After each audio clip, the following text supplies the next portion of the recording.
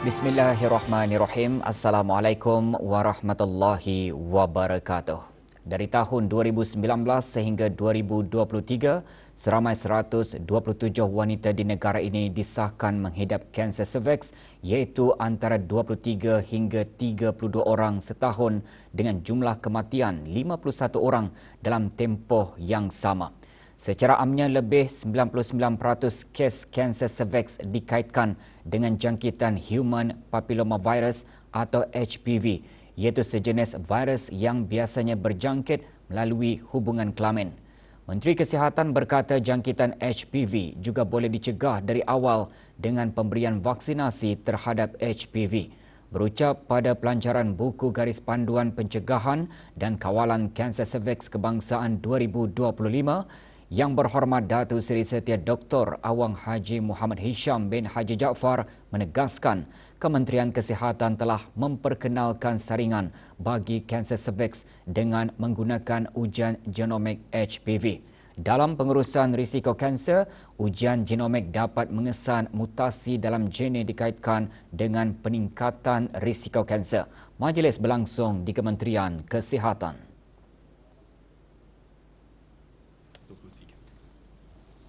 Program-program vaksinasi dan saringan serta rawatan awal bagi sebarang perubahan prakanser adalah strategi-strategi yang berkesan bukan sahaja dapat mencegah kanser cervix dan meningkatkan survival, bahkan sangat menjimatkan kos rawatan kepada pihak kerajaan.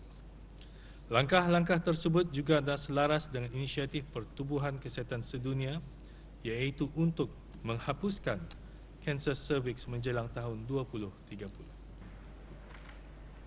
Buku Garis Panduan Pencegahan dan Kawalan Kanser Cervix Kebangsaan merupakan sumber komprehensif yang mengandungi amalan dan saranan berasaskan bukti terkini bagi mencegah serta merawat kanser cervix untuk digunakan oleh para profesional penjagaan kesihatan dan penggubal dasar.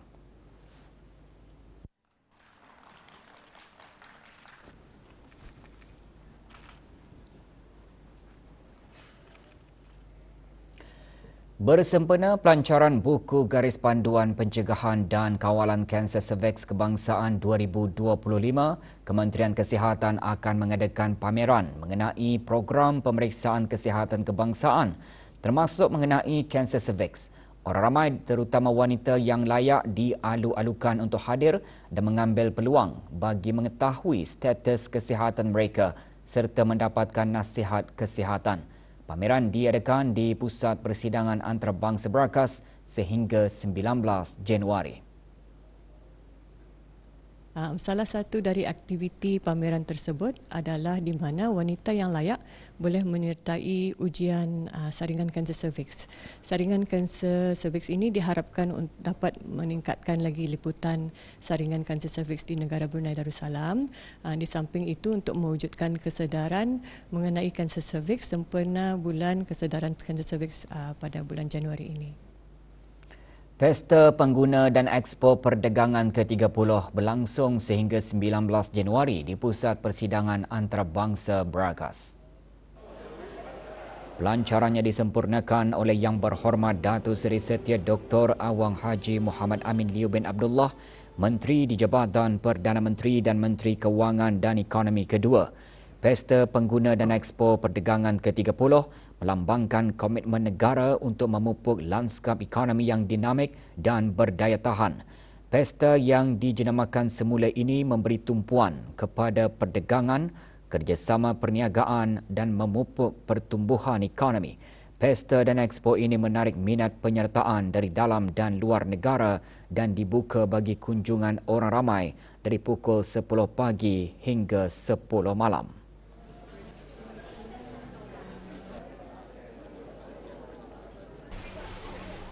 Persidangan Pesta Pengguna 2025 Konfek 25 menghimpunkan perusahaan mikro, kecil dan sederhana di negara ini, Indonesia, Malaysia dan Filipina bagi meneroka dan menyokong peluang perniagaan baharu. Persidangan dianjurkan bersama Syarikat Sunlit Sendirian Berhad, Syarikat Converse Sendirian Berhad dan disokong oleh Dewan Perniagaan dan Perusahaan Melayu Brunei Majlis Perniagaan BIMNIaga, Majlis Penasihat Perniagaan ASEAN dan Majlis Penasihat Perniagaan APEC Brunei Darussalam. Hadir yang berhormat Datuk Seri Setia Dr. Awang Haji Muhammad Amin Liu bin Abdullah, Menteri di Jabatan Perdana Menteri dan Menteri Kewangan dan Ekonomi kedua. Awang Haji Alimin bin Haji Jaafar, Pengarah BIMNIaga Brunei Darussalam dalam ucapannya antara lain menggariskan peranan penting negara dalam kerjasama serantau serta berkongsi matlamat bagi mempelbagaikan ekonomi dan penglibatan global. Persidangan merangkumi perbincangan mengenai peluang perniagaan serta pelaburan. Diadakan sempena Pesta Pengguna dan Expo Perdagangan ke-30, persidangan berlangsung di Pusat Persidangan Antarabangsa Brakas.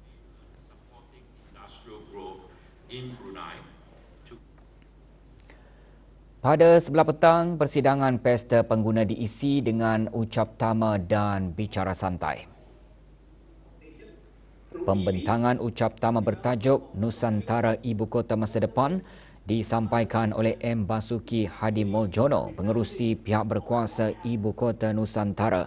Beliau antaranya menyentuh mengenai pandangan mendalam mengenai rancangan pembangunan untuk Nusantara dan masa depan Kalimantan, termasuk potensi perniagaan rentas sempadan untuk perusahaan mikro, kecil dan sederhana PMKS. Manakala dalam bicara santai pula yang bertajuk Membina Laluan Bersama Komuniti Ekonomi Borneo, memperkenalkan Komuniti Ekonomi Borneo dan inisiatifnya yang memberi tumpuan kepada memupuk kerjasama dan kesaling hubungan di negara Brunei Darussalam, Malaysia dan Indonesia. Antara pembentangnya wakil beberapa buah agensi swasta di negara ini. Bank Islam Brunei Darussalam BIBD menganjurkan forum yang membincangkan dan meneroka cara negara Brunei Darussalam boleh mengintegrasikan kemampanan dalam strategi dan operasi perniagaan. Acara menghimpunkan penggubal dasar, pemimpin perniagaan dan pihak berkepentingan utama yang lain meneroka amalan terbaik global dan mengadakan dialog mengenai pembangunan strategi yang disesuaikan dengan keperluan dan cabaran khusus bagi industri di negara ini. Hadir yang berhormat Datuk Seri Setia Awang Haji Ahmadin bin Haji Abdul Rahman, Menteri Hal Ehwal Dalam Negeri selaku pengerusi BIBD dan kumpulan syarikatnya. BIBD yang merupakan entiti komersial Brunei pertama menyertai United Nations Global Compact UNGC mengadakan forum tersebut dengan kerjasama UNGC Network Malaysia dan Brunei. Forum seumpamanya berfungsi sebagai platform untuk memupuk kerjasama, bertukar-tukar idea dan membangun strategi yang boleh dilaksanakan bagi menyumbang ke arah matlamat wawasan Brunei 2035.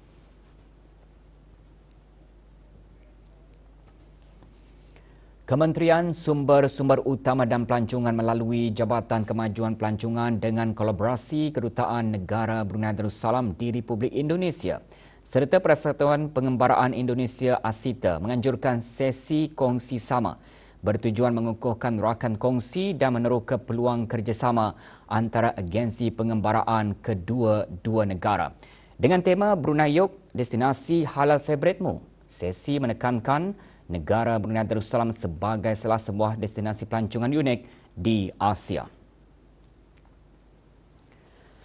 Delegasi negara Brunei Darussalam diketuai oleh Yang Berhormat Datuk Seri Setia Dr. Awang Haji Abdul Manaf bin Haji Matusen, Menteri Sumber-Sumber Utama dan Pelancongan. Juga hadir Tuan Yang Terutama Brigadier Jeneral Bersara Datuk Seri Pahlawan Awang Haji Abdul Razak bin Haji Abdul Kadir, Duta Besar Istimewa dan Mutlak Negara Brunei Darussalam ke Indonesia.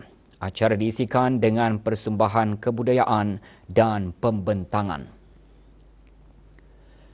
Yang Berhormat juga mengadakan perjumpaan dengan Puan Yang Terutama Widianti Putri Wardana, Menteri Pelancongan Republik Indonesia, dan membincangkan langkah penting dalam mewujudkan hubungan serta meneroka potensi kolaborasi ke arah mengukuhkan pelancongan dua hala. Juga diadakan penandatanganan memorandum persefahaman MOU antara Jabatan Kemajuan Pelancongan dan ASITA bagi mengukuhkan lagi kerjasama meluas dalam inisiatif kemajuan pelancongan. Sesi kongsi sama antaranya membincangkan potensi rakan kongsi dan usaha sama kolaboratif selain menjadi wadah kepada pihak berkepentingan pelancongan untuk menawarkan pelbagai perkhidmatan pelancongan. Statistik Unit Pengislaman Pejabat Unit Dakwah Daerah Belait mencatatkan 88 orang memeluk agama Islam pada 2024. Jumlah itu bertambah dengan Majlis Pengislaman sebuah keluarga berbangsa Iban. Majlis Pengislaman berlangsung di Pejabat Unit Dakwah Kuala Belait. Rebecca Perina, anak badindang 22 tahun, kini dikenali sebagai Nur Wawa Ashira Ukaira binti Abdullah. Manakala dua orang anaknya, Nur Rakisha Delisha binti Abdullah berumur 2 tahun dan Muhammad Rafael Demian bin Abdullah berumur 6 bulan. Antara yang hadir, Yang Berhormat Awang Muhammad bin Abdullah alias Lim Swee An, Ahli Majlis Mesyuarat Negara.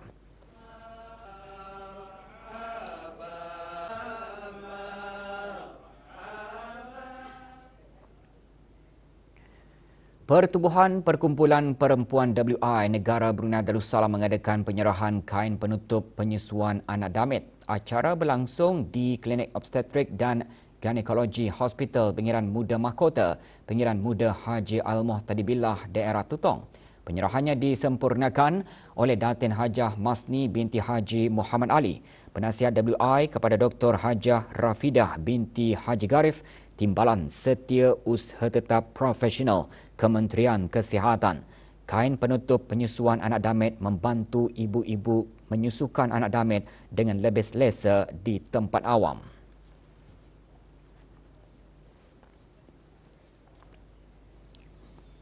Semua guru, khususnya guru-guru baharu, disaran untuk sentiasa berusaha meningkatkan pengetahuan dan kemahiran pedagogi dengan mengambil langkah proaktif untuk menguasai amalan terbaik dan inovasi terkini dalam bidang pendidikan agar seiring dengan perkembangan semasa.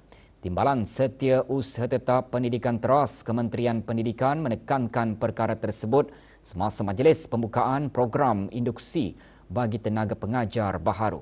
Program selama 5 hari berlangsung di Balai Khazanah Islam Sultan Haji Hassanal Bolkiah.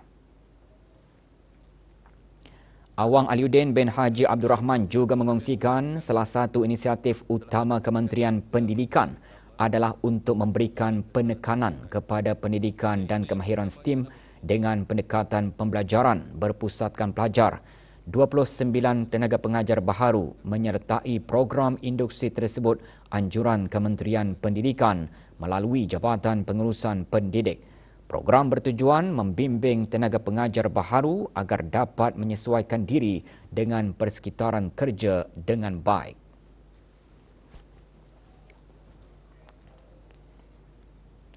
Bagi menyeras isi kandungan ceramah agar isu atau tajuk yang disampaikan oleh para penceramah konsisten dan sentiasa relevan dengan peredaran masa dan zaman, Pusat Dakwah Islamiah melalui bahagian penyebaran dakwah mengadakan halakah bimbingan da'i ke-70.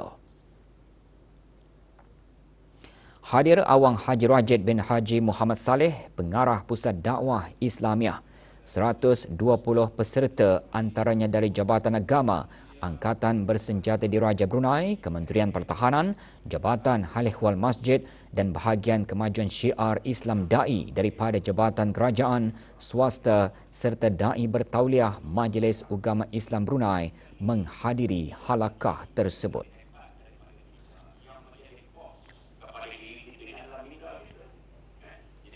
Seorang individu dikenakan denda RM100 setelah didapati melakukan kesalahan di bawah Akta Kesalahan Rampaian 2021 membuang puntung rokok di kawasan Bandar Seri Begawan. Wan Muhammad Hardini bin Wan Haji Muhammad Yali diberi tempoh 7 hari dari tarikh kompaun dikeluarkan untuk menjelaskan denda. Jabatan Alam Sekitar, Taman dan Rekreasi mengingatkan individu, orang awam atau syarikat untuk sentiasa menjaga kebersihan dan mengamalkan sifat bertanggungjawab terhadap kebersihan alam sekitar.